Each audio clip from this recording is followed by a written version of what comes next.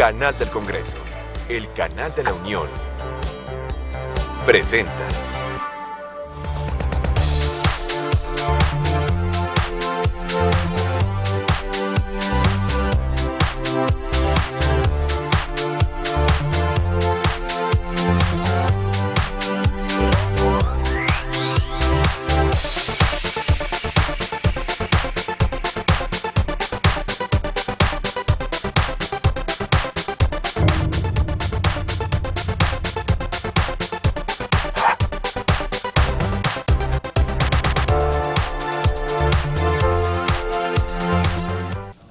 Un tema fundamental es la creación de lo que no tenemos, que son las reservas urbanas, precisamente para el impulso de desarrollos habitacionales. La SEDATU tiene, por supuesto, una cuantificación, un mapeo de casi 500,000 de hectáreas que están ahí, precisamente en los centros poblacionales mayores de 50,000 habitantes, y que tienen una buena parte de esta tierra vocación para el desarrollo habitacional, alrededor del 40%, un poco menos, y de estas una buena parte, digamos, se encuentra en las zonas intraurbanas y otra parte en la periferia urbana, en las zonas periféricas cercanas a los centros de población, pero también, y esto es muy importante, el propio gobierno de la República dispone en propiedad de estas tierras que pueden ser impulsadas para, en orden, con racionalidad, con criterios de sustentabilidad, de seguridad, se pueden impulsar en un futuro. No quisiera alargarme más y solamente expresarles que estos comentarios que hago están en función de la información que hemos siempre tenido con oportunidad de la SEDATU, en donde el señor secretario ha tenido con esta comisión una comunicación fluida. Hemos tenido varias reuniones con él, una enorme disposición para coordinarse con el Senado de la República y las comisiones que quienes estamos aquí en esta reunión representamos, y no me queda más que pedirle, señor subsecretario, le exprese a nombre propio y de mis compañeras y compañeros senadores nuestro reconocimiento y gratitud por esa disposición que tiene para construir, para encontrar soluciones a los desafíos que tienen que ver con sus responsabilidades que él tiene al frente de esta área tan importante para el país. Quizá la nueva realidad va a modificar muchas de las decisiones que habremos de tomar, que habrá de tomar el gobierno de la República, y que nosotros tendremos también que analizar esta nueva realidad que ha venido a desnudar precisamente esa circunstancia de anarquía que vivimos en muchas ciudades.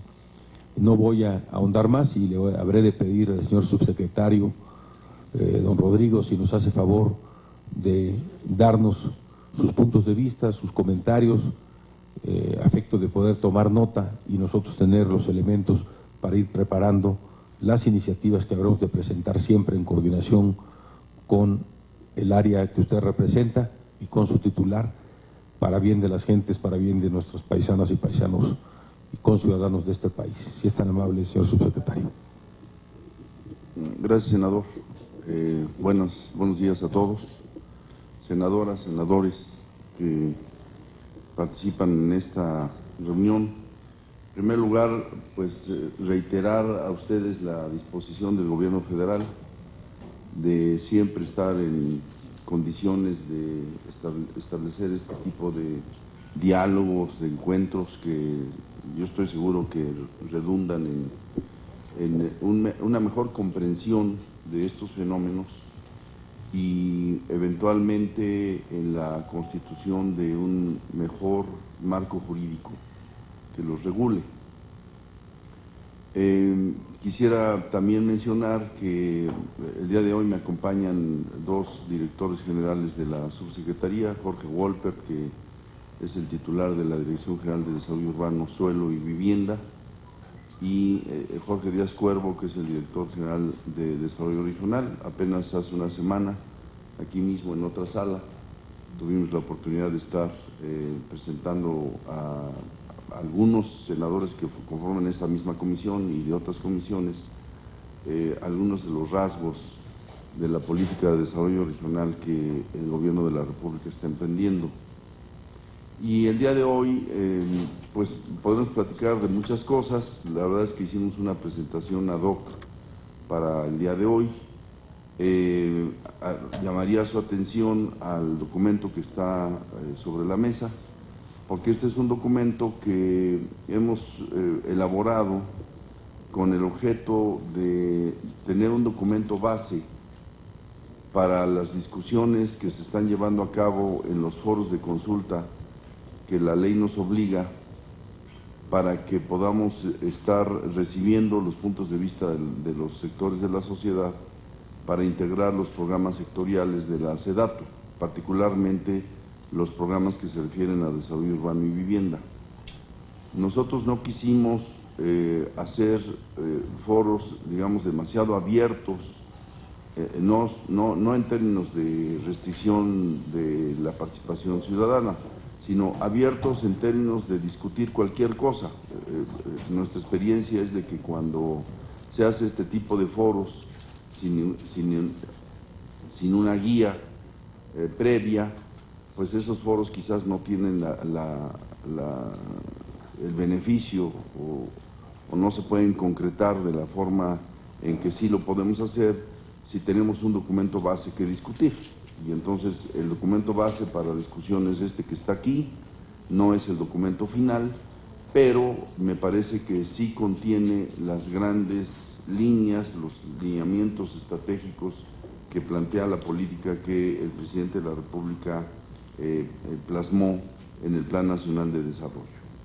Entonces, dadas estas precisiones iniciales y por supuesto con el saludo y el reconocimiento del secretario del ramo, Jorge Carlos Ramírez Marín, amigo de ustedes y efectivamente un interlocutor pues muy cercano y frecuente de todos ustedes, pues daríamos inicio a una presentación breve y ojalá pues efectivamente sea breve, con la idea de que más bien de esta presentación pues se derivaran cuestionamientos, preguntas y algo que nos permita profundizar sobre aquellos puntos que puedan ser de mayor interés para ustedes. En primer lugar, pues simplemente, sin detenernos mucho en el diagnóstico, las ciudades mexicanas crecieron de manera inusitada, particularmente desde los años 50.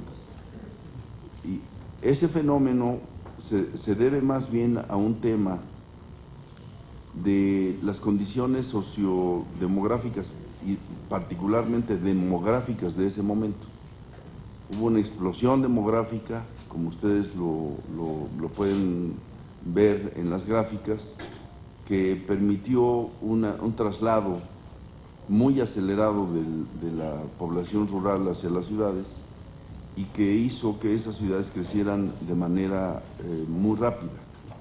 Mientras en el año 50 la población urbana era del 42%, en el año 2010 se estima que la población urbana es de 78%. Las gráficas rojas son cómo crecen las ciudades y las gráficas grises son cómo se vacían las zonas rurales, trasladándose particularmente a las ciudades. Aquí no estaría contado el fenómeno de migración internacional, que también habría que considerarlo, es decir, hay una buena cantidad de mexicanos que debería de estar en las barras rojas de esas ciudades y más bien están muy probablemente en el extranjero. Este modelo ha tenido en un segundo momento de la realidad del país. El modelo del crecimiento de las ciudades obedeció, sobre todo en los últimos años, vamos a decir en los últimos 12 o 15 años, a un modelo que obedecía más a criterios de otorgamiento de créditos. Es decir, la política de vivienda fue la que marcó realmente el crecimiento de las ciudades. Hubo en los últimos 12 años 7 millones de créditos otorgados, de créditos hipotecarios otorgados a los mexicanos. Alguien podría decir que eso no está mal y en general podríamos decir que no está mal. 7 millones de mexicanos que de repente en una década reciben créditos hipotecarios y se convierten, cuando menos en esa parte, en parte de la clase media mexicana, pues está muy bien. Pero cuando empezamos a revisar en la transición del gobierno y al inicio del gobierno del presidente Peña, las consecuencias de ese fenómeno que hizo crecer las ciudades de manera muy acelerada y de manera muy desordenada, pues entonces nos encontramos con los distintos efectos que se pueden ver también en la lámina. O sea, en primer lugar, las ciudades crecieron con muy bajas densidades y ese es un fenómeno que no es bueno, podemos profundizar sobre el tema, pero los gobiernos locales siempre estarían en mejores condiciones de ofrecer los servicios básicos que tienen obligación de darles a los ciudadanos en un esquema de ciudades mucho más compactas. De tal manera que las bajas densidades que tienen las ciudades mexicanas, pues evidentemente no ayudan a poder ofrecer buenos servicios a los ciudadanos. Se estima que el promedio nacional en México es de 23 viviendas por hectárea, cuando países inclusive semejantes en términos de condiciones socioeconómicas de América Latina, ya no digamos los países desarrollados, las densidades siempre serán de 4, 5, 6 veces más que esta cifra que tenemos. Mientras las densidades de las ciudades sigan estando así, por lo que vamos a encontrar, como lo vamos a ver más adelante, son grandes vacíos intraurbanos. De hecho, si regresan la primera lámina, por favor, la primera. Ahí quizás no sea una buena foto, pero sí podemos ver que ese crecimiento de las ciudades pues no se da de manera ordenada, es decir, van creciendo manchas por un lado y por el otro, y sin embargo puede haber vacíos intraurbanos que se van dejando detrás. Y entonces eso hace que exista una subutilización muy importante del suelo, que esa es una de las grandes problemáticas que tiene las ciudades. Adelante. En términos de población, este modelo tiene un efecto muy grande en la población. El presidente de la República, en el discurso que pronunció el día 11 de febrero de este año, cuando anunciaba precisamente la Política Nacional de Vivienda y de Desarrollo Urbano, decía que no era sustentable, no era conveniente, no era justo que un trabajador se tenga que desplazar 2 o 3 horas de su casa a su trabajo. Si la política urbana fue diseñada a partir de ciudades dormitorio, donde no existen empleos alrededor de las viviendas y donde los trabajadores tienen que trasladarse a donde están los empleos, pues lo que está pasando es eso, es una generación enorme de viajes, una generación enorme de contaminación, un consumo enorme de energía, pero la más importante quizás es la energía humana. Cuando un trabajador tiene que desplazarse esa cantidad de horas de ida y de regreso, pasan muchas cosas, no solamente en el trabajador, sino pasa en su familia. La falta de integración familiar, la falta del tejido social de que tanto hemos hablado, en buena parte me parece que puede corresponder a este fenómeno en donde la población pues recibe directamente las consecuencias de un modelo urbano completamente agotado. En la economía, evidentemente, este modelo es improductivo, es poco competitivo. Si estamos hablando de competitividad, que sería pues uno de los grandes ejes transversales de la política del gobierno, pues las ciudades son poco competitivas y poco productivas si lo que encontramos, como se ve en esa ilustración, es un conjunto habitacional aislado, alrededor hay terrenos que están sujetos seguramente a procesos de especulación, pero ahí no vemos ninguna fábrica. Esos trabajadores van a tomar algún medio de transporte para trasladarse a la ciudad. Y este no es un modelo competitivo. La forma en que las ciudades hay cifras, y muy probablemente Gabriela pudiera estar hablando sobre este tema, pero hay cifras que nos dejan ver que existe una correlación directamente proporcional entre densidad y productividad. Contra más densas las ciudades, son más productivas. Los economistas le llaman a esto los fenómenos de economías de aglomeración, es decir, existen estas sinergias entre las distintas actividades que se realizan en la ciudad, y esas sinergias tienen mucho que ver con la distancia entre una actividad y otra. Por más que en este momento de la era del Internet se pudiera pensar que eso se ha roto, la verdad es que no se ha roto.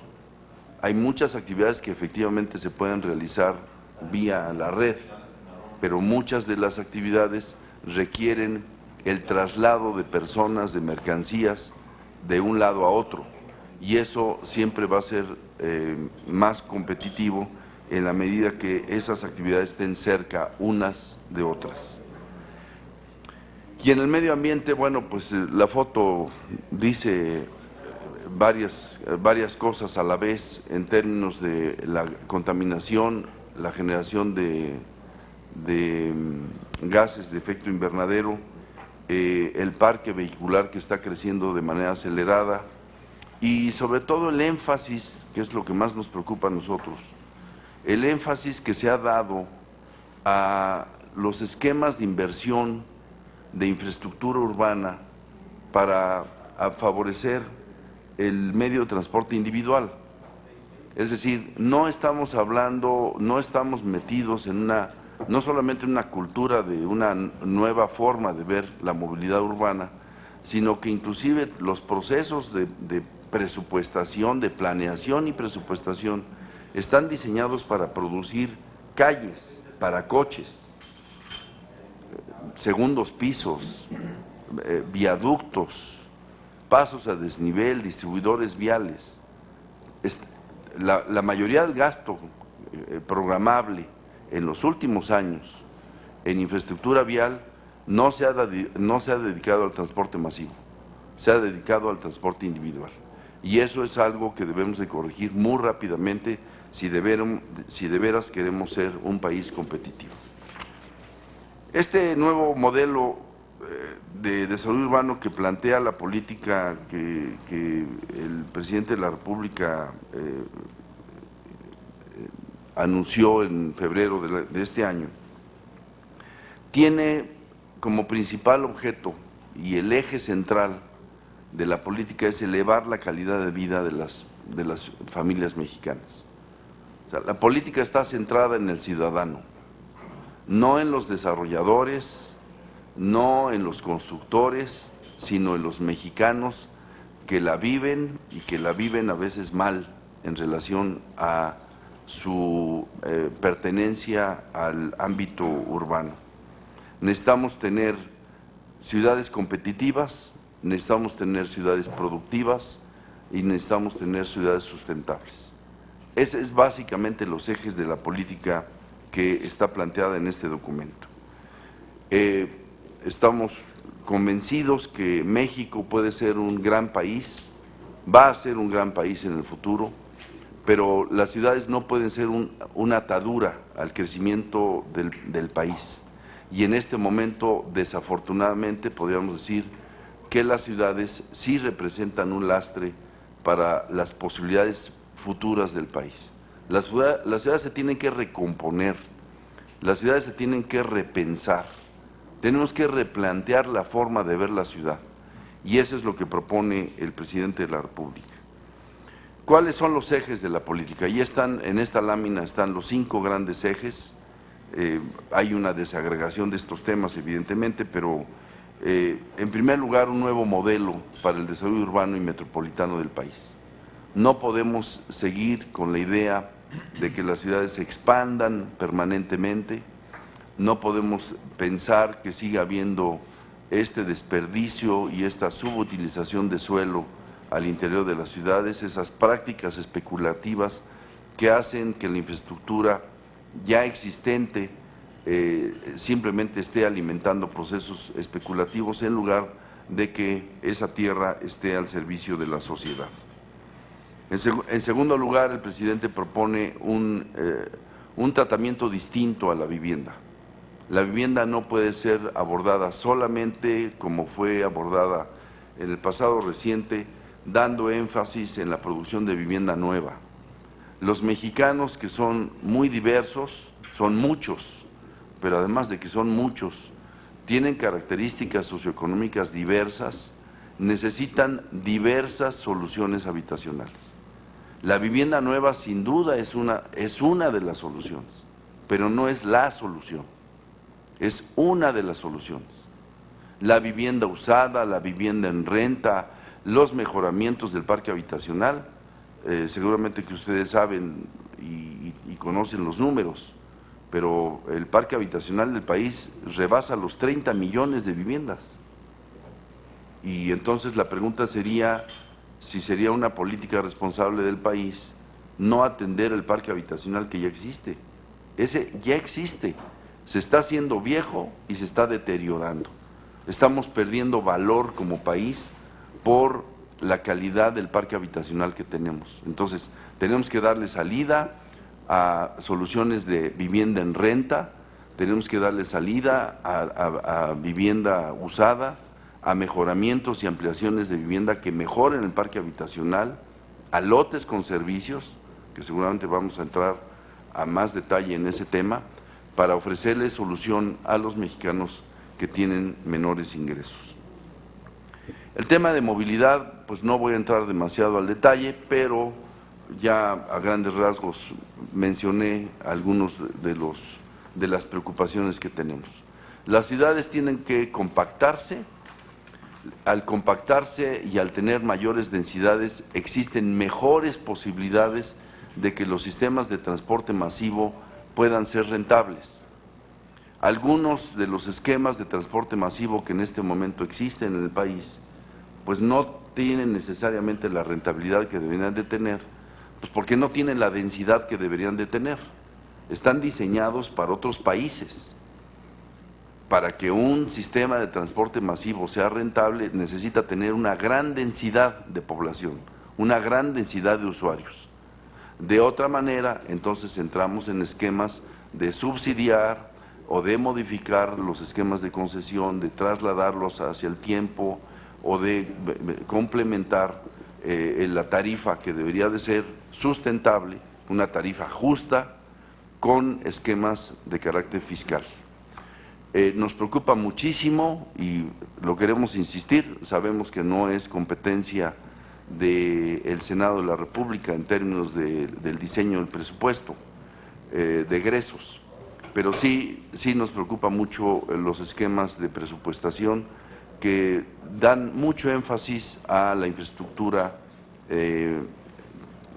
dedicada a los vehículos, a los coches individuales.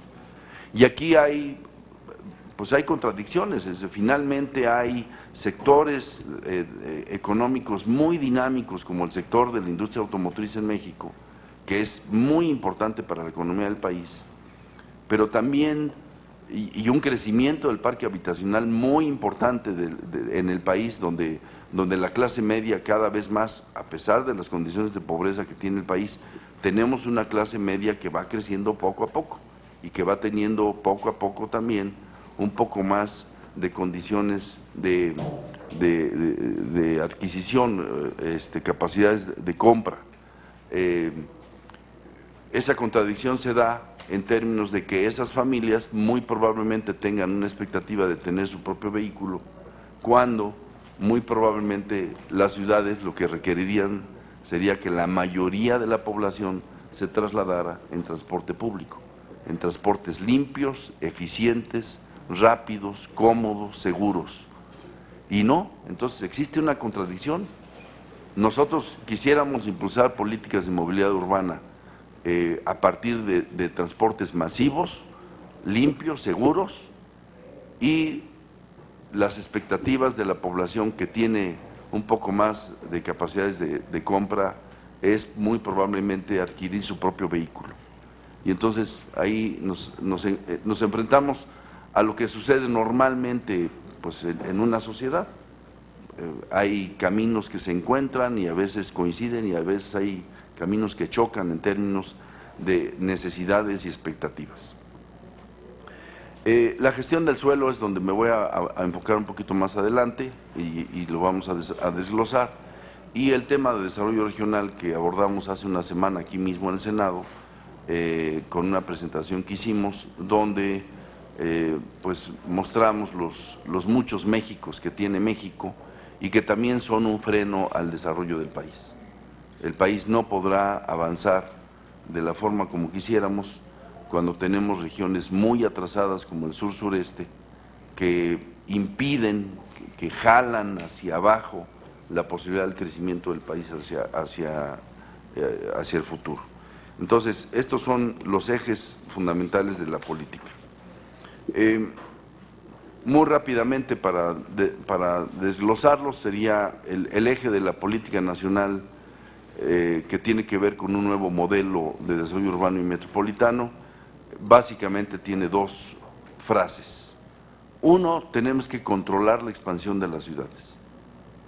El gobierno está decidido a trabajar con los gobiernos estatales y municipales para que las ciudades no crezcan más. Tienen que crecer, evidentemente, y cuando se necesite, y hay ciudades donde no hay otra manera más que tienen que crecer en su extensión territorial. Pero una cifra que se ha venido utilizando y que vale la pena para ilustrar, ponerla en la mesa, es de que en los últimos 30 años la población creció 2 veces y las manchas urbanas crecieron 7 veces. Entonces, nada más para que se den una idea de qué tan rápido crecen las ciudades en superficie cuando no crecen tanto en población. Entonces, necesitamos controlar la expansión de las manchas urbanas. ¿Qué significa eso? Pues significa pedirle a la sociedad mexicana, a la sociedad urbana mexicana, a los desarrolladores, a los gobiernos, que se pongan en el límite de la ciudad, viendo hacia afuera, y nos hagan favor de dar un giro de 180 grados para voltear y ver hacia adentro. Eso es lo que necesitamos. Consolidar las ciudades significa ver hacia adentro de las ciudades. Nosotros no podemos mantener un esquema de crecimiento de las ciudades bajo la condición de tener una cantidad de predios subutilizados, de predios baldíos, de predios con baja densidad, cuando esas ciudades podrían recibir la población futura del país.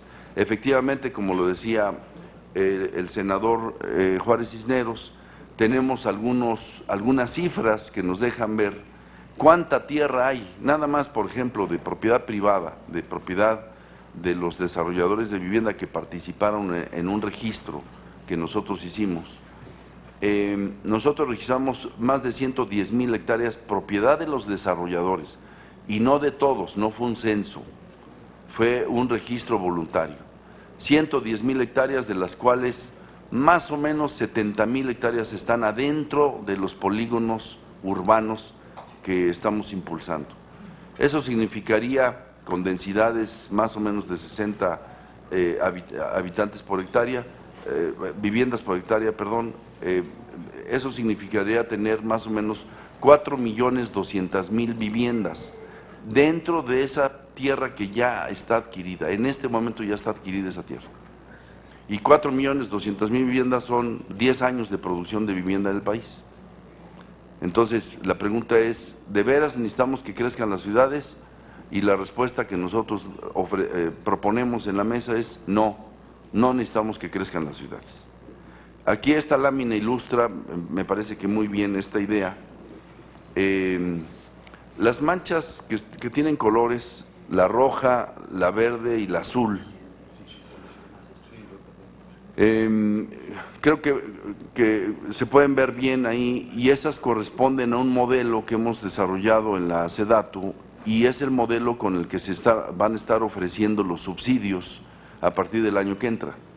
Los subsidios de vivienda de la Comisión Nacional de Vivienda se van a otorgar exclusivamente en los lugares que tienen el color rojo, verde y azul.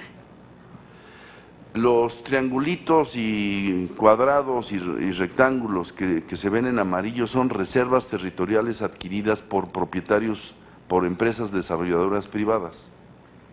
Y si ustedes pueden ver, bueno, pues algunas más o menos coinciden, ahí están adentro de los contornos, más o menos, pero hay algunas que pues de plano están muy si ven sobre todo estas hacia la derecha, no podemos tener un señalador digital por la televisión, pero hacia la derecha hay 4 triángulos que están no solamente lejos, sino están afuera de los límites del Plan de Desarrollo Urbano Municipal. El Plan de Desarrollo Urbano Municipal es la línea punteada roja. No solamente están lejos, están fuera del plan. Y sin embargo, de repente aparecen con permisos y de repente empiezan a haber viviendas ahí. Entonces, ¿cuál sería la idea que tendría el gobierno de la República sobre esta materia? Bueno, en primer lugar, esos planes que están simbolizados con una línea punteada, nosotros pensamos que deben de ser revisados a profundidad. Todos los planes de desarrollo urbano del país, particularmente de las 90 ciudades más importantes del país, debemos de replantearlos, con el concurso necesariamente de los municipios. No podemos hacerlo nosotros, no tenemos la competencia. Pero parecería inconsistente que si los subsidios del gobierno federal se van a dar en las manchas coloreadas, haya muchas superficies arriba de esas manchas coloreadas, hasta antes de llegar al límite punteado en rojo, que nosotros pensamos que si se mantienen así, esas áreas se van a ir poblando y entonces nunca vamos a romper el círculo vicioso de tener expansión urbana, predios subutilizados, vacíos, bajas densidades, etcétera. Tenemos que compactar la ciudad y para compactar la ciudad necesitamos traerla a las áreas coloreadas y eso necesitamos pactarlo con los presidentes municipales. Ahorita comentaré algo si es que da tiempo más adelante. ¿Qué estamos haciendo? Estamos desarrollando un sistema de información geográfico muy completo. Estuvimos en Presidencia de la República hace unos días, estamos coordinándonos con Presidencia de la República, que va a ser el eje central de este esfuerzo, pero la SEDATU y particularmente esta subsecretaría está diseñando y ya en avances importantes de tener estos sistemas de información geográfico que permiten plasmar en una sola plataforma todo lo que debemos de ver. Si vemos uno de los vínculos que están abajo, CFE, Semarnat, Senapred, por ejemplo, una capa de la información básica que necesitamos es tener las zonas de riesgo, los mapas de riesgos. Yo no podría en este momento exculpar a todos los desarrolladores que tuvieron una inundación, porque la verdad que el fenómeno es un fenómeno histórico. Dice la terminología técnica de la CONAGUA que los periodos de retorno, la infraestructura de las ciudades se diseña a partir de periodos de retorno. Entonces, si el periodo de retorno es de cada 7 años, es decir, que existe un fenómeno más o menos de cada 7 años, por poner un ejemplo, entonces la infraestructura sí se tiene que diseñar con periodo de retorno de 7 años. Pero este fenómeno tiene un retorno de 50 y tantos años. No había pasado esto en 50 y tantos años. Y entonces sí tenemos que pensar si la infraestructura la tenemos que diseñar de ese tamaño, porque diseñarla de ese tamaño implicaría costos que simplemente el país no podría soportar. Cuando vemos inundaciones en Viena o vemos inundaciones en ciudades europeas, pues es porque simplemente tampoco ellos tienen la infraestructura para periodos de retorno de 100 años, tampoco. Entonces, el fenómeno fue muy grande, pero sin duda el fenómeno también desnudó, como dijo el senador Juárez, las debilidades que tiene el sistema de planeación urbana. Esas debilidades se mostraron muy claramente en estos fenómenos de los últimos 15 días.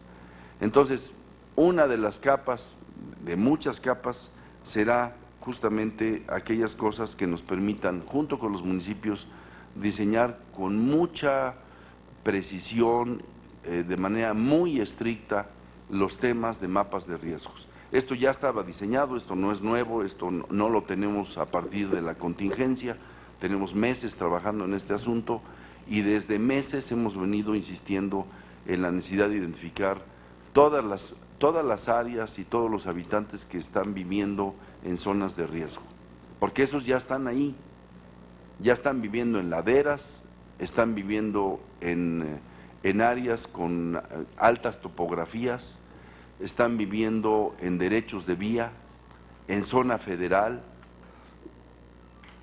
están viviendo en zonas inundables, en zonas lacustres. Ahí están viviendo muchos millones de mexicanos. Los esquemas de reubicaciones pues, seguramente van a ser muy costosos y muy lentos, pero lo que es importante es asegurarnos que de aquí en adelante eso no suceda. Y yo creo que los sistemas debemos de garantizar que así suceda. No me detendré al tema del sistema. Y no, para no entrar a todos los rubros de la política, solamente me metería al detalle de lo que llamamos gestión del suelo, que es probablemente una de las razones de la convocatoria y de la amable invitación de ustedes para platicar sobre temas del suelo. La nueva estrategia que estamos planteando requiere, como ya se dijo, evitar la expansión de las ciudades, densificarlas y apuntar a ciudades más compactas y productivas, para lo cual es indispensable tener una política clara de gestión del suelo. Gestión del suelo tiene que ver con todo aquello que tengamos que hacer para utilizar el suelo adecuadamente, para inducir, en primer lugar, el aprovechamiento máximo del suelo. Se deben identificar y utilizar eficientemente todos los vacíos interurbanos, todos los baldíos que podamos identificar y ponerlos en operación va a ser en beneficio de esta política. 120,000 hectáreas interurbanas que Sedesol identificó en los años anteriores es un inventario interesante, no actualizado. No podemos decir que ese es el bueno porque es muy dinámico. Cada día se genera un predio baldío nuevo y cada día se ocupa un predio que estaba baldío y ahora está construido.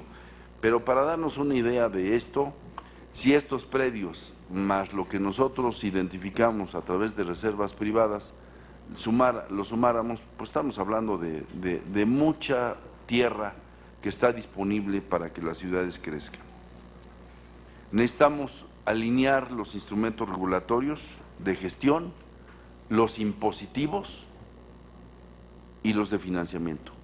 Los de impositivos, señores senadores, nos parecen la piedra de toque de la política urbana. Si queremos verdaderamente incidir en la política urbana, los gobiernos municipales tendrán que asumir a plenitud su responsabilidad impositiva de utilizar adecuadamente el impuesto predial. El impuesto predial no solamente es una fuente de recaudación, por supuesto que es la fuente más importante, por cierto, de recaudación de los gobiernos locales. Y si nos comparáramos contra otros países, somos de los países de América Latina y de los países de la OCDE, de los que menos recauda el impuesto predial en el mundo. Entonces, este es un tema, si hablamos de normatividad, si hablamos de la necesidad de fortalecer el marco jurídico, es indispensable que los gobiernos municipales asuman a plenitud el tema del impuesto predial. El impuesto predial, además, no solamente es un tema recaudatorio, es el mejor instrumento a nuestro juicio que puede ser puesto a disposición de la política urbana. Si no se cobra el impuesto predial, va a seguir sucediendo el fenómeno de la especulación. Y entonces necesitamos el apoyo de todos ustedes para ir convenciendo justamente a los presidentes municipales de este tema.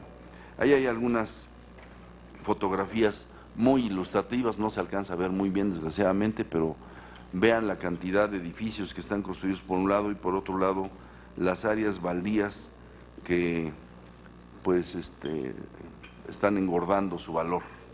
Y nos parece que eso es injusto, porque la plusvalía de esos terrenos no es propiedad del propietario, la plusvalía la generó la sociedad, no el propietario.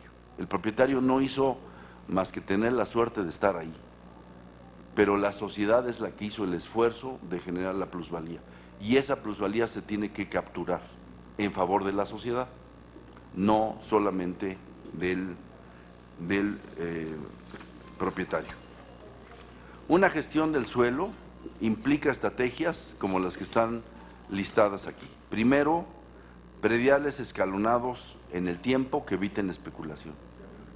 Si los prediales pudieran ir incrementándose en el tiempo en función de que el predio sigue estando baldío, eso va a cambiar la dinámica del mercado inmobiliario. Los planes de desarrollo urbano que induzcan mezcla de usos y mayores densidades. Necesitamos mayores densidades en las ciudades. Reglamentos de construcción que promuevan la sustentabilidad, por ejemplo, los cajones de estacionamiento. Modernizar los registros públicos, regular la tenencia de la tierra, la transferencia de bienes del dominio público a privado, es decir, la tierra que es propiedad federal, estatal o municipal, ponerla a disposición también del desarrollo urbano. El buen adecuado uso de los derechos de vía, desde la liberación y el cuidado de los derechos de vía. Nos preguntamos cómo queremos que funcionen bien las ciudades o cómo queremos hacer infraestructura urbana si ni siquiera tenemos derechos de vía cuidados, que están relacionados obviamente al Programa Nacional de Infraestructura y las estrategias de movilidad. El gobierno puede invertir con recursos también para un fondo de suelo apto, semilla, digamos, que permitiera el intercambio, que permitiera asociaciones público-privadas y de diversa índole y no solamente para usos habitacionales. Debemos de considerar finalmente la ubicación de la población de más bajos recursos. Básicamente de lo que se trata es recuperar la función social del suelo. El suelo es el recurso más escaso y el más valioso que tiene la ciudad, entonces necesitamos evitar la especulación del suelo. La propuesta, hemos estado trabajando en la posibilidad inclusive de constituir un nuevo mecanismo, un nuevo organismo dentro del gobierno federal que promueva justamente esta política de gestión del suelo y atender lo que probablemente este fenómeno vaya a generar en las clases menos favorecidas. Alguien va a decir, ¿dónde van a vivir los pobres? Y esa es una buena pregunta que tenemos que responder. Tenemos que darles salida y ubicación a los pobres urbanos. Por supuesto que habrá espacios dentro de la ciudad, pero puede haber también fenómenos de segregación social, de segregación de los pobres hacia afuera de las ciudades. Y esos esquemas los tendremos que abordar con políticas de oferta de suelo que sea accesible precisamente a las clases menos favorecidas del país. Entonces, señores senadores, yo lo que quiero simplemente, además de agradecer su atención, es decirles que el gobierno federal tiene muy claro la política que pretendemos desarrollar, que los foros que estamos promoviendo son foros que nos están alimentando ciertamente de muchos elementos que no teníamos considerado y que en ese sentido enriquecen el diseño de la política, y que estos programas estarán publicados hacia finales del año. En relación específicamente a temas que tienen que ver con suelo, reservas territoriales y la atención a las clases más necesitadas. Bueno, muy probablemente en el resto de la sesión podamos abordar un poco más al detalle estos temas, y de mi parte pues agradezco mucho su tiempo y su atención. Gracias, senador. Muchas gracias, señor subsecretario. Quiero explicarles que el senador Irizar y el senador Búrquez tuvieron que retirarse. Fuimos convocados a la 1:15 en Palacio Nacional a una reunión con el señor presidente, precisamente a los estados que tenemos problemas ahorita con estas lluvias, pero les ruego pues que a nombre de ellos una disculpa, ¿no? Tiene el uso de la palabra el arquitecto Ramón Salgado. Muchas gracias, señor Juárez Cisneros. Agradeciendo a nombre de la Cámara de la Construcción la oportunidad de expresarnos en un foro tan importante como este, yo quisiera retomar el hilo de la plática del subsecretario en dos temas que a nosotros nos son neurálgicos en la industria, en el sector. Uno es el tema del suelo, de la gestión del suelo, y ahí quisiera yo empezar la plática, y el otro es el tema de la competitividad en las ciudades. Si no tenemos ciudades competitivas, pues no hay forma de que un país pueda crecer armoniosamente. Y eso tiene que ver mucho con lo que nosotros hacemos en la Cámara, aparte de hacer vivienda, que es hacer ciudades, la infraestructura y los servicios. Esos dos ejes son los que nos animan hoy a expresar dos o tres ideas que para nosotros creemos muy importantes y que pueden servir de insumo a la política pública, que las trae muy bien identificadas la SEDATU, de acuerdo a lo que nos acaba de comentar el subsecretario, pero sí quisiéramos insistir en la parte de la tierra que se va a necesitar en los próximos años para vivienda. El comentario del subsecretario Alejandro, en el sentido de redensificar las ciudades, de compactarlas, de hacerlas más competitivas, queda muy claro. Nosotros cuando vamos a comprar suelo es cuando no tenemos tan clara esa película, porque el suelo intraurbano, dentro de los polígonos ahora, pues se ha encarecido muchísimo. Entonces, la única reserva que nosotros vemos susceptible de desarrollarse y de que pudiera generar una opción de regulación, que es la parte fundamental, es el ejido. Es decir, hay zonas ejidales o comunales dentro de los perímetros que están imposibilitadas, si no técnicamente sí de facto, para desarrollar vivienda. Si nosotros tenemos la posibilidad legal de reconvertir una zona ejidal en propiedad y hacer vivienda. Sin embargo, por ahí tengo una presentación, si me pueden ayudar. Sin embargo, de estas 553,000 ¿cómo se llama la presentación Senado? Se estima que de las 553,000 hectáreas que se requieren, una buena parte de estas tendrá que ser de propiedad o ejidal o comunal. Entonces, en ese sentido, la gestión del suelo que propone la política pública tendrá que ver mucho con esto y tendrá que estar alineada con lo que nosotros hacemos, que es adquirir suelo y realizar vivienda, infraestructura y ciudades. En esa medida nosotros estamos proponiendo que un desarrollo regional tiene que ver con la demanda de los núcleos de acuerdo a vocaciones. Es decir, somos un país tan diverso que una política de redensificación seguramente se va a poder dar en ciertas metrópolis y no hay de otra, y eso nosotros lo hemos venido comentando reiteradamente. Sin embargo, en las zonas que no son metrópolis tendrá que haber otro tipo de esquema. Pienso en la ciudad de Mérida, que es el ejemplo clásico que llega a la mente de todos nosotros. No se va a poder hacer vivienda vertical en los próximos 2 o 3 años, seguramente. La redensificación va a ser muy paulatina. Como ese tipo de ciudades y como ese tipo de regiones va a requerir de una planeación diferenciada, si quieren la siguiente, por favor, donde nosotros proponemos que para la demanda de suelo intraurbano se va a requerir de regular este tipo de suelo y de darle una salida a este tipo de tierra. Y proponemos nosotros desde hace tiempo el banco de suelo, que va muy de la mano con lo que dice Alejandro de el organismo de gestión de suelos. Y va a tener que haber un organismo que regule esto, porque nosotros como particulares es muy difícil que podamos entrar en esquemas, y así es la realidad, con grupos que tienen la tenencia comunal o ejidal. Es muy complicado. Se presta muy malas prácticas de ambos lados, debemos reconocerlo. Sin embargo, ese es el único suelo que nosotros vemos apto y susceptible de desarrollar. Si no se controla por parte de toda la sociedad en mecanismos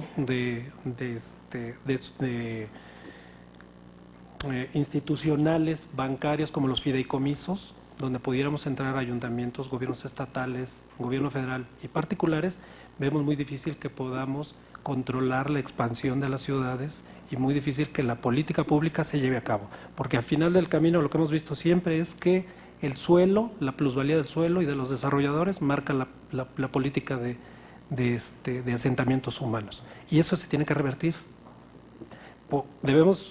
Me platicaban del ejemplo de China. En la actualidad están construyendo 100 ciudades de 1 millón de habitantes cada uno, en zonas susceptibles de desarrollo económico.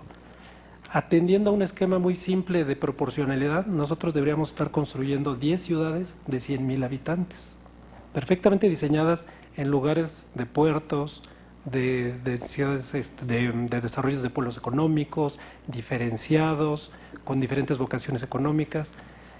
Pero eso solo es posible en un sistema regulado autoritariamente. No es nuestro caso. Nosotros necesitamos crear organismos e instituciones que funcionen de una forma similar. Por eso pensamos, y yo no había escuchado este término, Alejandro, el organismo de gestión de suelo. Creo que para nosotros va a ser la salida como desarrolladores para que haya orden, incluso entre nosotros, porque pues bueno, la tierra para 4 millones de viviendas pues se va a agotar en los próximos 8 años, 9 años, al ritmo que vamos. ¿Y qué va a pasar en los años subsecuentes? Entonces nosotros, en la siguiente, por favor, hay un esquema, también quiero ser breve en la presentación, hay un esquema que nosotros proponemos relativamente simple a través de fideicomisos de uso y gestión del suelo. La siguiente, por favor, que nos lleve a evitar esquemas como el que vimos en el 2012.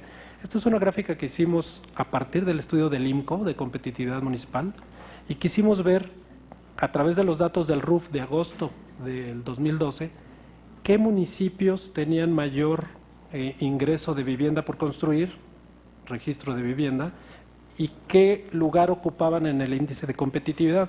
Si ustedes ven, el número de ubicación de competitividad está al centro.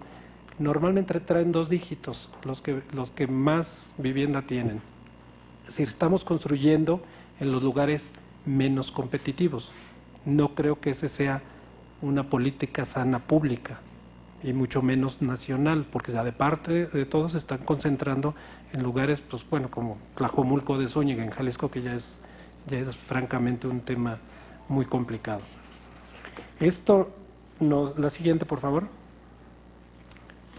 Hay que evitar ese tipo de cosas, y la única forma es que a través de la planeación urbana, el ordenamiento territorial y la integración de una política urbano-habitacional sea la oportunidad para crear ciudades más competitivas y optimizar el uso de los recursos naturales en el territorio. A final de cuentas se trata de que hagamos un mejor México con lo que tenemos. La siguiente, por favor. Creemos nosotros que un modelo que el presidente está promoviendo de ciudades competitivas tendrá que ver con un esquema de este tipo, donde la infraestructura y el equipamiento no se nos olvide o no se los deje como carga subsidiaria o marginal a los desarrolladores. Nosotros cuando vamos a hacer un desarrollo nos piden por reglamentación, dependiendo de los diferentes estados, 1.5 aulas por tu desarrollo, 0.3 de jardín de niños. Es decir, estamos paliando los servicios y la infraestructura, nada más la calle de acceso, nada más. O sea, y que luego todo lo demás, toda la red urbana, pues bueno, quién sabe quién la vaya a hacer, ¿no? Es decir, y ahí es donde nosotros como Cámara de la Construcción, que aparte de hacer vivienda, hacemos infraestructura, creemos que hay un modelo y un área de oportunidad importantísima en la infraestructura intraurbana y en la de servicios, a través de mecanismos como los APPs, donde no tiene que haber fondos públicos necesariamente de entrada.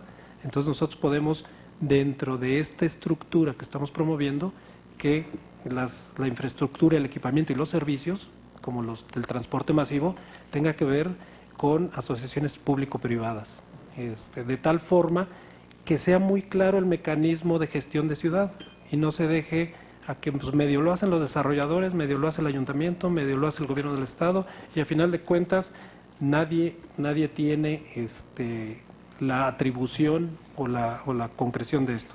Y finalmente,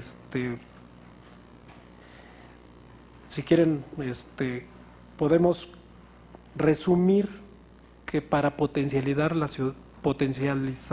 nuestras ciudades, dejar un ordenamiento claro para el territorio y para el país, necesitamos tener orden por principio de cuentas en la tenencia de la tierra, en el uso del suelo, y vemos ahí la gran oportunidad en el ejido, que alguien lo regule, y es atribución del gobierno, que como decían hace rato, la política anterior en los 2 sexenios anteriores era diferente, tendrá que cambiar, y la muy necesaria visualización de que la infraestructura y los servicios alguien los tiene que hacer y de qué forma se tiene que hacer. Muchas gracias.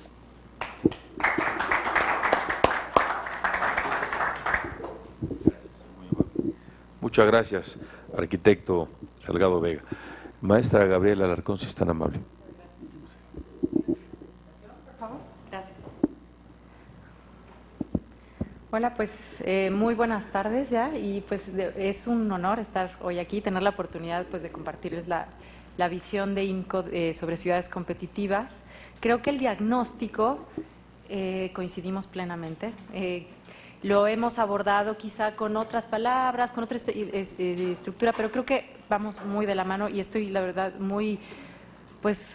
creo que muy orgullosa que finalmente los que hemos estado abogando por políticas de este tipo finalmente se está viendo, ¿no? Entonces ahora, pues la idea de hoy es, pues, cómo aportar o cómo quizá ayudar a profundizar todas estas iniciativas que ya tienen para aterrizarlas, ¿no? Y ver los cómo se pudieran hacer, digo, tomando en cuenta que, bueno, ya tienen una trayectoria bastante avanzada, ¿no? En esto y de verdad, pues muchas felicidades. Entonces, pues les voy a dar un poco del contexto de cómo vemos nosotros, cuáles son, qué es una ciudad competitiva, cómo lograrlos y sobre todo, pues hoy, qué nos falta, ¿no? Siguiente, por favor. Estos resultados están basados en un informe de competitividad urbana que publicamos el año pasado, en donde, usando datos duros, pues pudimos ver las tendencias, las grandes tendencias que son comparables de las principales ciudades del país, ¿no? Y analizamos a profundidad algunos de los puntos que ven ahí, desde la parte de la gestión de los municipios hasta temas de servicios públicos, temas de seguridad relacionados con el desarrollo urbano. Siguiente, por favor. Competitividad, bueno, es un tema que está pues bastante de moda, pero la verdad es que muchos a veces malentienden, sobre todo cuando vamos a platicar con gobiernos locales. Tienen una visión bastante limitada de qué es competitividad y muchas veces se basan en una mejora regulatoria, por ejemplo, y nada más lo limitan a ese tipo de acciones, o atraer más maquila o más empleos. Pero de verdad, competitividad es algo mucho más amplio que eso. Y lo definimos como la capacidad de una ciudad para no solamente atraer, sino retener inversiones, que es la parte económica, y talento. En otras palabras, para ofrecer un buen clima de negocios y calidad de vida para sus habitantes. Siguiente, por favor. Entonces, en este índice pues evaluamos a las 77 principales ciudades que están conformadas por 364 municipios. Y esto es un buen indicador, sobre todo a la hora de replantearse las grandes estrategias nacionales, porque sabemos que no tenemos que ir a actuar al mismo tiempo en los 2.400 y pico municipios, sino ya tenemos muy focalizados dónde podemos priorizar la política pública, echar toda la carne al asador, ¿no? Para atacar esos municipios y a esas ciudades, y ya después vemos cómo vamos con otro. Entonces, a través de 60 indicadores que están agrupados en 10 subíndices o pilares de competitividad. Siguiente, por favor. Entonces, los pilares son bastante amplios y van desde factores de base como un sistema de derecho, cómo está operando, el manejo del medio ambiente, por ejemplo, servicios de agua, de recolección de residuos, eficiencia energética, qué tan preparada está la sociedad, qué tan sana es y qué tan incluyente. Estos son como los pilares de base y que son el punto de arranque para que una ciudad pueda ser realmente competitiva, hasta otros aspectos que tienen que ver con economía, infraestructura, el entorno político, los gobiernos y la parte, sin duda, cada vez más importante de innovación e inserción en la economía global. Siguiente, por favor. Entonces, los resultados, no me voy a detener. Siguiente, por favor. Rápidamente, este es el ranking, nada más para enseñarles que hicimos un ranking en donde sí hay una correlación positiva entre las que salen mejor calificadas con la inversión por habitante y con la población con talento, que es la población básicamente con estudios superiores. Siguiente, por favor. En donde, si vemos a las peores ciudades, tienen niveles de inversión y de talento, población con talento, pues muy inferiores a las más competitivas. Siguiente, por favor. Entonces, ¿cuáles fueron estas grandes tendencias que ya nos mencionó el subsecretario sobre los principales, pero les voy a lo mejor quizá extender o ampliar un poquito sobre estas tendencias que vemos? Por ejemplo, bueno, las ciudades se expanden, que ya lo mencionó el subsecretario, entonces, pues el caso claro y que nosotros sufrimos, los que vivimos en la Ciudad de México, es, pues, la población creció en menos de 40% en 30 años, mientras la superficie de la mancha urbana creció en más de 250%. Esta es una relación superficie versus población de casi 7 veces y está muy en línea con lo que está ocurriendo en todas las ciudades del país. Siguiente. Las implicaciones de ciudades que se expandan. Pues en primer lugar, alimentan los problemas de inseguridad. Ya pasamos y seguimos más o menos inmersos en una crisis de inseguridad, en donde pues Ciudad Juárez es quizá el caso más emblemático de este país.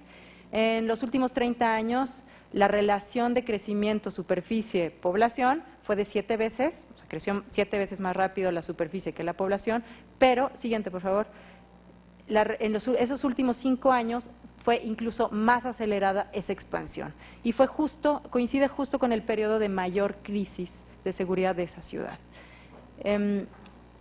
¿Por qué al expandirse la ciudad se alimentan los problemas de inseguridad? Porque disminuyen los ojos en la calle.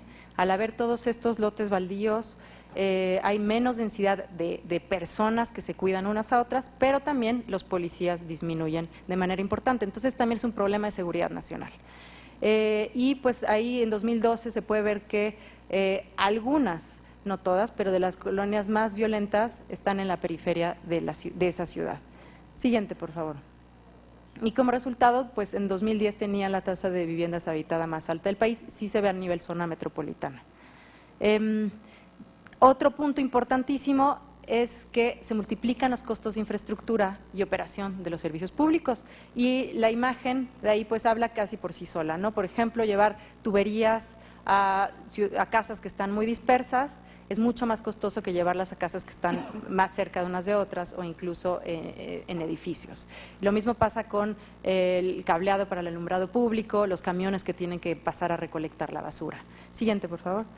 Ahí hay un estudio interesante que publicó antes la subsecretaría que estaba bajo su cargo en Sedesol, ahora de Sedatu, pero es muy interesante estos ahorros que se estiman para La Paz, la ciudad de La Paz, en donde se estima que 38% se puede ahorrar en costos de inversión, en promedio, de infraestructura para servicios públicos, y hasta en un promedio de 60% en operación y mantenimiento de estos servicios públicos. Si se redujera la velocidad a la que se está expandiendo esta ciudad, más o menos a la mitad. Entonces y esto incluso está considerando más creación de espacios públicos. Entonces, pues hay un ahorro importante que está comprobado incluso por la evidencia en nuestro país. Siguiente, por favor. como ya también se mencionó, aumentan las necesidades de transporte, la gente tiene que moverse más distancias, más tiempo y le cuesta más, pero no sería un gran problema si hubiera un buen sistema de transporte. Pero nuestro sistema de transporte privilegia el automóvil y esto lo podemos ver con esta gráfica, en donde se ve que las tasas de motorización por habitante en muchas ciudades de nuestro país, las fronterizas son las más dramáticas, pero las 3 grandes ciudades metropolitanas no son la excepción. Tenemos tasas de motorización más altas que ciudades con ingresos mucho más altos que los de nuestras ciudades. Siguiente. Entonces, aquí hay una frase que me gusta mucho de Enrique Peñalosa, exalcalde de Bogotá, donde dice que una ciudad avanzada no es una en la que los pobres pueden moverse en carro, sino en la que incluso los ricos utilizan el transporte público. Siguiente, por favor. Esto pues con las implicaciones sociales, las externalidades, como le decimos los economistas, que son pues contaminación del aire, más emisiones de gases de efecto invernadero y pues mayor uso de suelo y por lo tanto pues genera más presión sobre los bosques y otros recursos naturales. Siguiente, por favor. Entonces, bueno, en suma, coincidimos otra vez, hay un grave deterioro en calidad de vida y en productividad de las ciudades. Siguiente, por favor. Nuestra visión es que la causa principal son las debilidades institucionales que están en los gobiernos locales. Los municipios son los encargados principalmente de administrar las ciudades, pero desde su diseño, cómo están hoy, las pocas atribuciones, la poca duración de su mandato y otro tipo de factores, los han destinado desafortunadamente al fracaso. Entonces, es ahí donde quizá debemos empezar a atacarlo. Y la Federación tiene un papel importantísimo para lograr esto, ¿no? Siguiente, por favor. Esta es una gráfica que me parece muy ilustrativa, en donde revisa cómo están los periodos de gobierno de las autoridades municipales en algunos países en América Latina. México es un caso excepcional, en donde no solamente tenemos los periodos de gobierno más cortos, sino incluso no se permite la reelección inmediata de las autoridades. Afortunadamente hay algunos casos a nivel estatal que lo han estado cambiando. Coahuila y más recientemente Hidalgo y Veracruz ya ampliaron sus periodos de gobierno a 4 años. Es un buen primer paso. Siguiente, por favor. Una falta de coordinación efectiva entre municipios conurbados. Siguiente.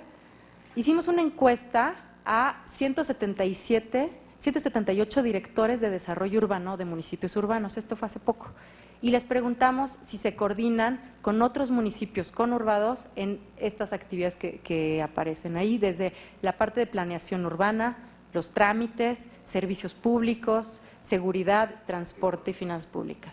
Solamente 1 de cada 5 municipios conurbados dicen que se coordinan.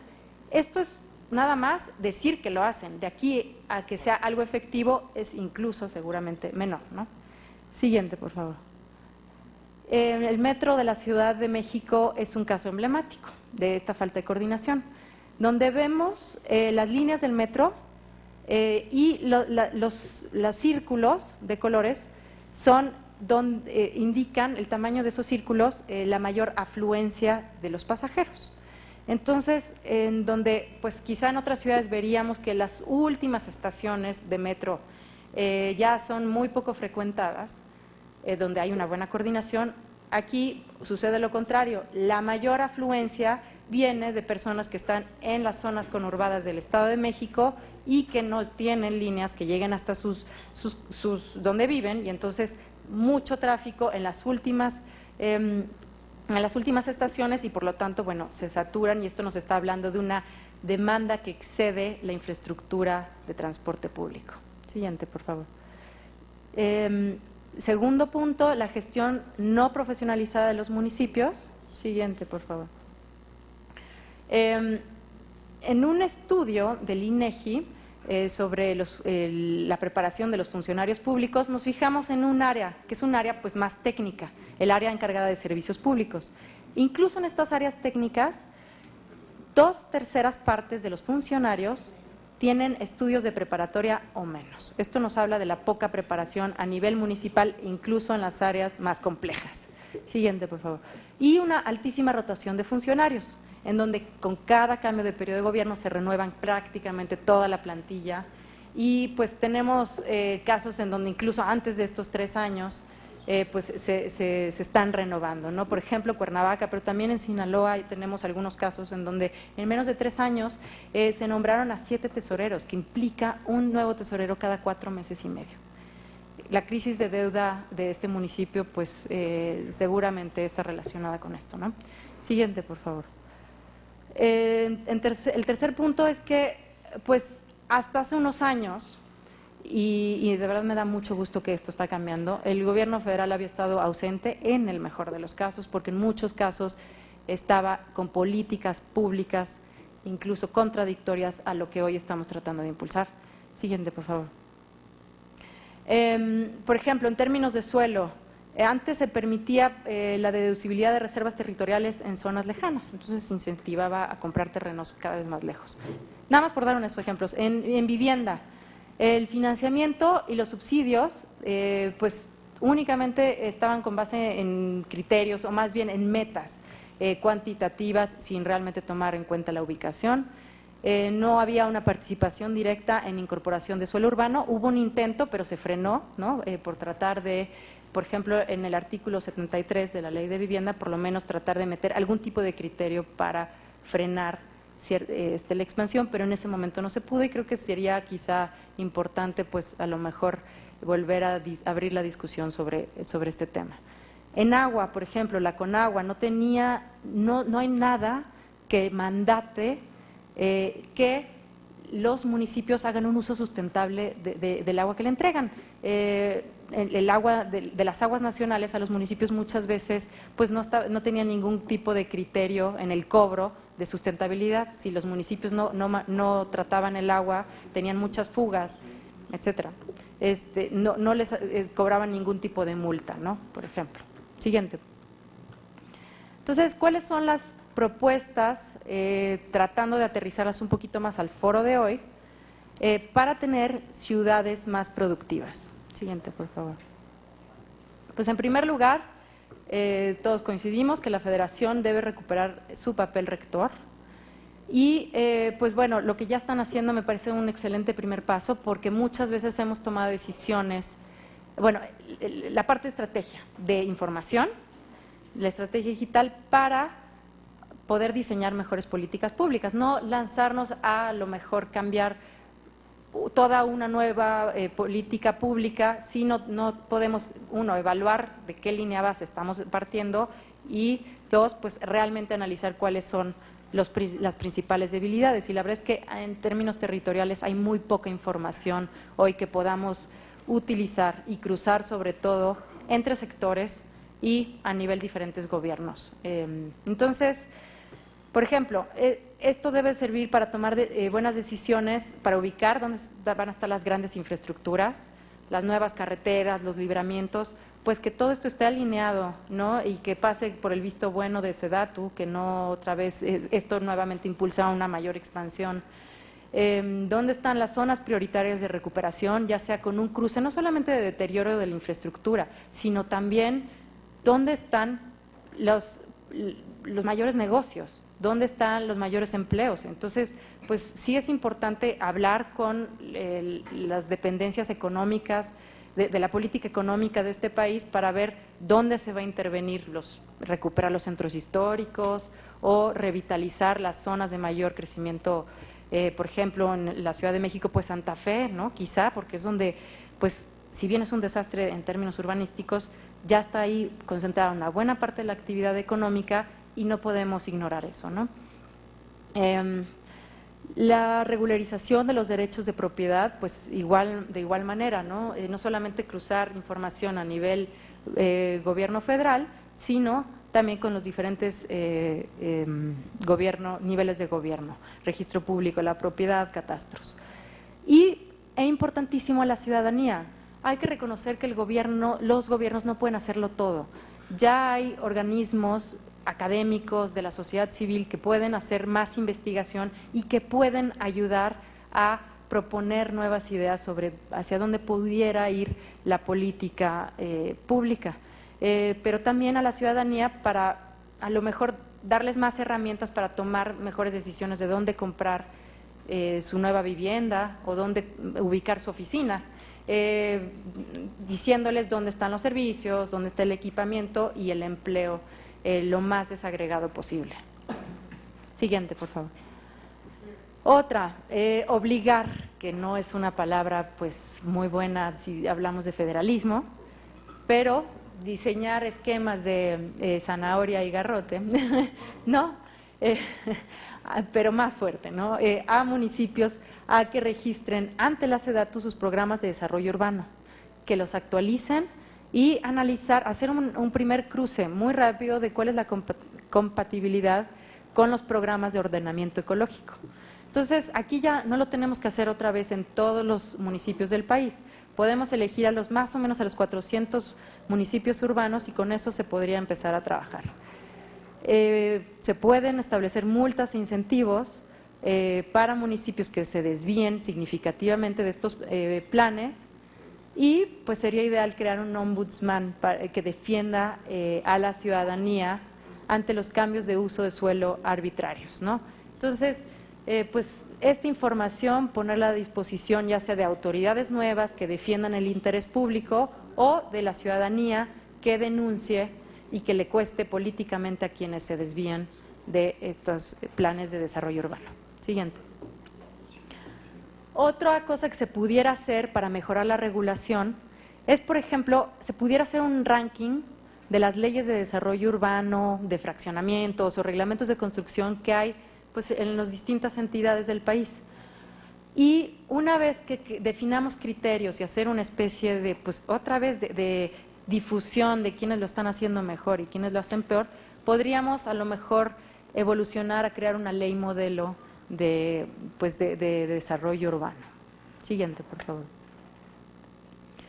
La Secretaría de Hacienda podría o debería ayudar a fortalecer los ingresos de los gobiernos locales. Por ejemplo, crear un toolkit, ¿no? O como una caja de herramientas paso a paso para mejorar el cobro del predial. Por ejemplo, regalarles o prestarles el software, capacitarlos, hacerles un manual de procedimientos, quizá hasta incluso tarifas sugeridas que se pudieran implementar a nivel local y también importante pues que esto vaya acompañado de financiamiento para mantener actualizado el sistema y para intercambiar, ¿no? A cambio de esos recursos que los municipios estén pues comprometidos a darle, alimentar con información a la Federación para este sistema de información nacional. Siguiente. Como les decía, que antes el gobierno federal estaba ausente en el mejor de los casos, bueno, creo que es importante revisar quizá toda la política pública a objetivos, para que esté alineada con objetivos de desarrollo compacto. Por ejemplo, en agua, la ley de aguas nacionales deben de estar más vinculadas a la operación de los municipios. En Colombia, por ejemplo, se establece un mandato para que los municipios hagan un uso sustentable de sus recursos, no solamente en términos ambientales, sino económicos. Y que de eso dependa las tarifas de agua en bloque que les dan a los municipios. En términos de vivienda, por ejemplo, se pudiera volver a discutir, abrir la discusión sobre el artículo 73 de la Ley de Vivienda. En términos fiscales, pues la iniciativa de eliminar la deducibilidad de las reservas territoriales creo que es un buen primer paso, pero también dar incentivos fiscales para construir en zonas intraurbanas y también para aumentar la proporción del presupuesto de los municipios que se destina a mantenimiento, porque no solamente son las nuevas infraestructuras, las mejores ciudades posiblemente invierten más en mantenimiento que en nueva infraestructura. Y por último, los grandes recursos que están en el sector agrícola y en el desarrollo social muchas veces ayudan a perpetuar la distancia de las personas que sigan manteniéndose en las zonas rurales y que sigan siendo poco productivas y por lo tanto perpetúan la pobreza. El Procampo, pues algunos subsidios para seguir construyendo su vivienda en zonas alejadas, alimentan este problema y no ayudan a revertirlo. Siguiente, por favor. Segunda y última estrategia que ya tiene que ver con estados y municipios es cómo fortalecemos lo metropolitano. Es importantísimo no solo capacitar y no solo buscar acuerdos de colaboración, hay que institucionalizar esa coordinación y esto se hace a través de organismos intermunicipales o estatales que sean autónomos, que tengan criterios técnicos de gestión para los servicios públicos, el agua, los residuos o el alumbrado público. Indispensable no solamente planear, sino conectar esa planeación con la ejecución. Y hay varias maneras de hacerlo. Una que funciona en algunos países anglosajones o algunos países latinoamericanos es introduciendo la figura del administrador urbano. Otra vez, la participación de la ciudadanía no solamente es un buen deseo, se puede instrumentar a través de los consejos de ciudad y los observatorios urbanos. Y por último, bueno, esto pues no puede estar ajeno a la discusión de la reforma política, en donde se busque cambiar los incentivos de los gobernantes, permitiendo la reelección de alcaldes y ampliando sus periodos de gobierno. Entonces, bueno, este creo que sería el punto y pues bueno, cerraría con esta reflexión de las instituciones de gobierno deben adaptarse a la realidad de las ciudades y no al revés. Muchas gracias. Muchas gracias. Muchas gracias, muy amable. Les pediría, si nos hacen favor de dejarnos una copia de las intervenciones para poder nosotros tener la posibilidad de compartirla con otros compañeros senadores y si algún senadora o senador quisiera hacer algún comentario.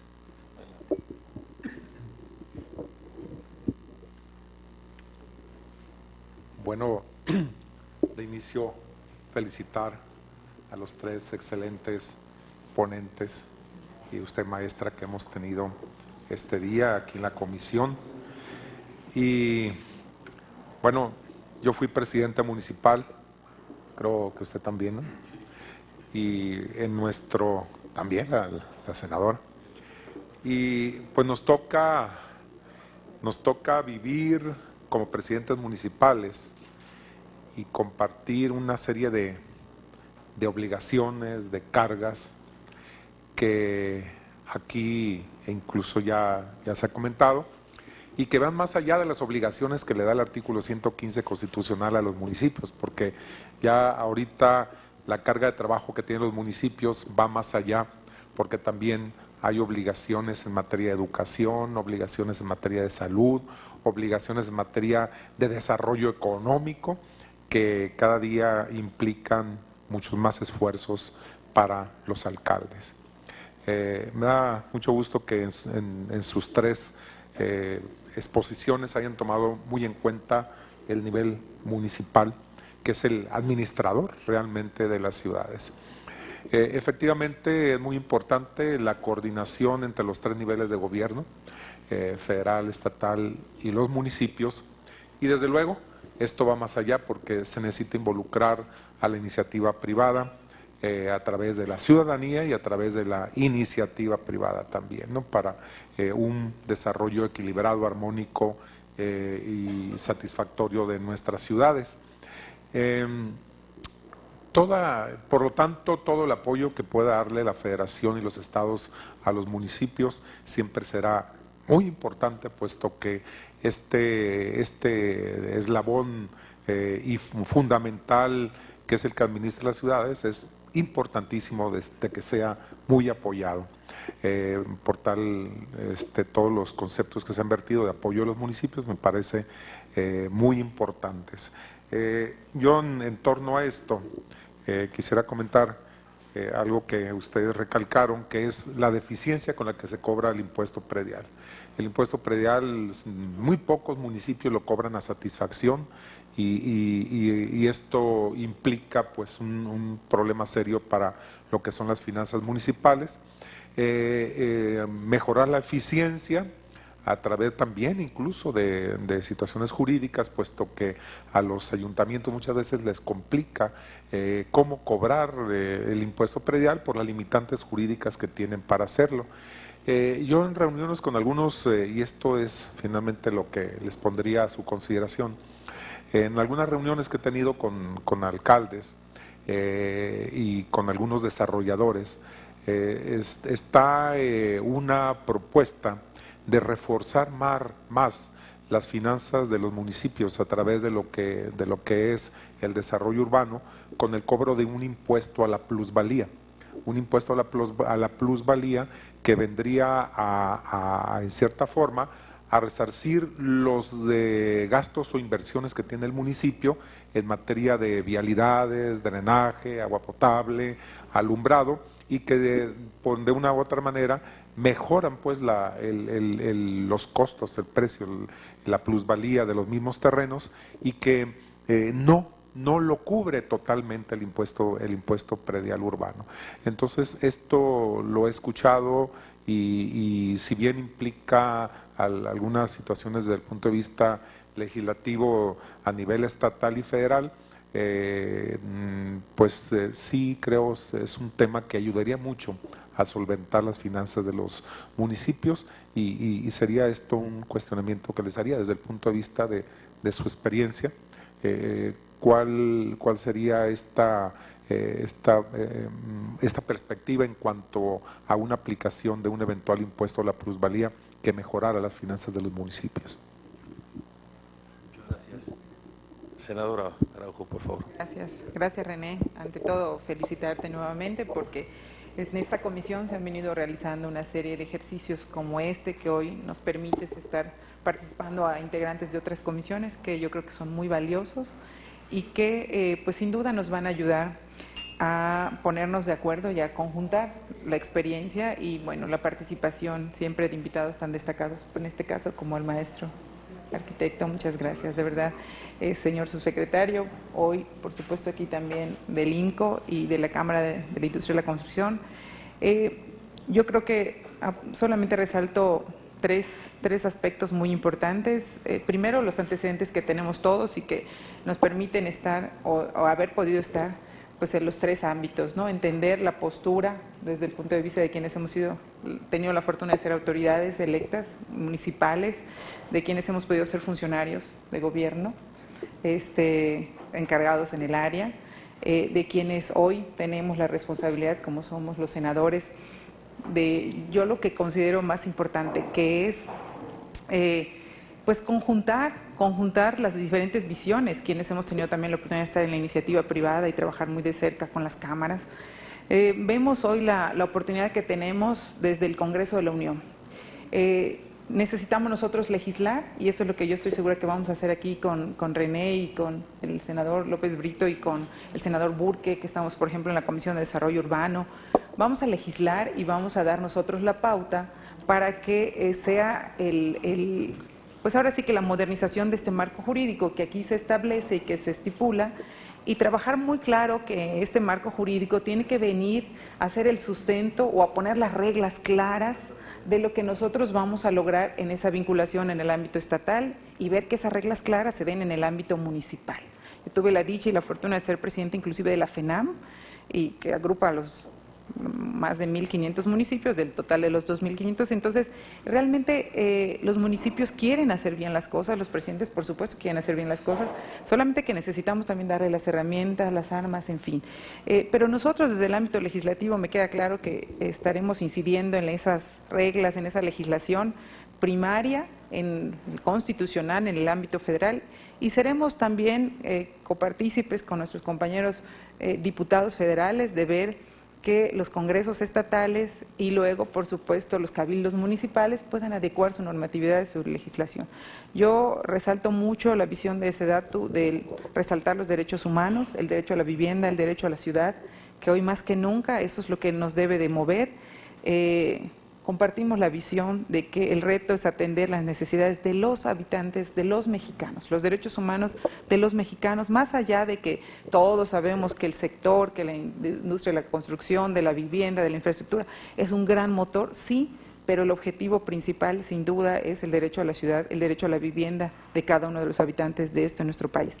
Y darles alternativas viables. Resalto también esa visión de que lo que estemos buscando es hacer casi, como siempre se ha dicho, trajes a la medida, o buscar diferentes programas de lotes, de regularización, muchas opciones, porque hoy por hoy no se trata solamente de generar un gran número de acciones, sino que esas acciones lleguen hacia esos 9 millones, como bien decía el senador René, que hoy nos demandan y que nos exigen el tener un patrimonio y el tener una vivienda bien ubicada, adecuada, porque ya vimos lo que sucede cuando tristemente tenemos fenómenos meteorológicos y no estamos bien preparados para que nuestros compañeros tengan las mejores condiciones, ¿no? Entonces, por eso yo hablo de una vivienda adecuada.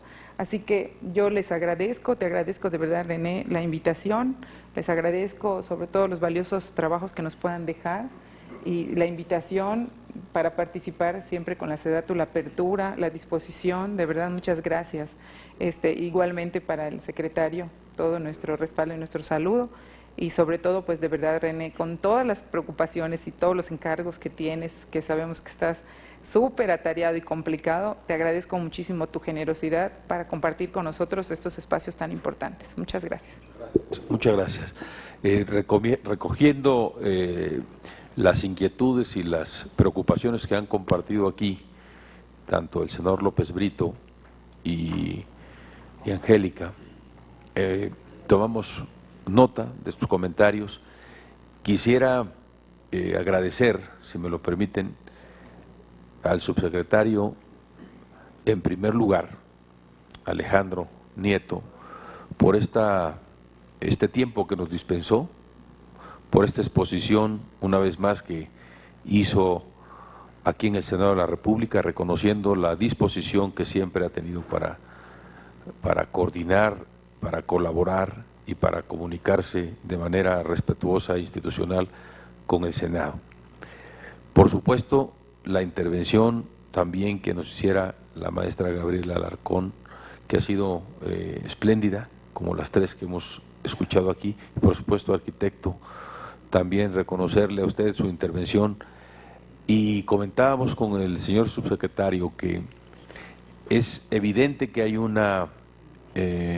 hay coincidencia en los puntos de vista, son complementarios, y me parece que hemos tocado desde tres perspectivas un tema que es fundamental para la vida de la nación y que habrá de permitirnos a nosotros poder contribuir en el ámbito de nuestra competencia al diseño de una política de Estado en materia de desarrollo urbano, de ordenamiento territorial, de vivienda, que hoy impulsa el presidente de la República a través de la SEDATU, a quien nuevamente le agradecemos al señor secretario su enorme disposición permanente.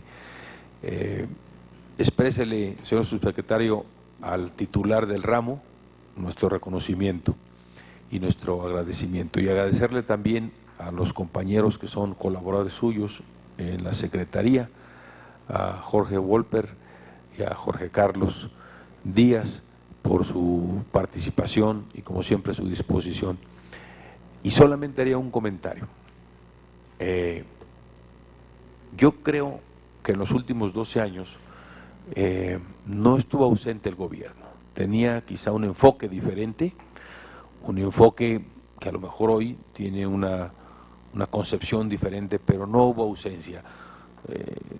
Siempre hemos querido en el seno de esta comisión tener una actitud constructiva, una actitud de armonizar los puntos de vista, y me parece que en esta comisión plural y en esta diversidad en la que hemos venido trabajando con diferentes comisiones, con diferentes compañeras y compañeros senadores, hemos siempre tenido la libertad de expresar lo que nosotros creemos conveniente, y siempre mirando hacia adelante y con un ánimo constructivo. De tal manera que con estos comentarios, si me lo permiten, y agradeciéndoles nuevamente sus intervenciones, daríamos por concluido este ejercicio de intercambio de puntos de vista. Muchas gracias. Canal del Congreso, el canal de la Unión, presentó.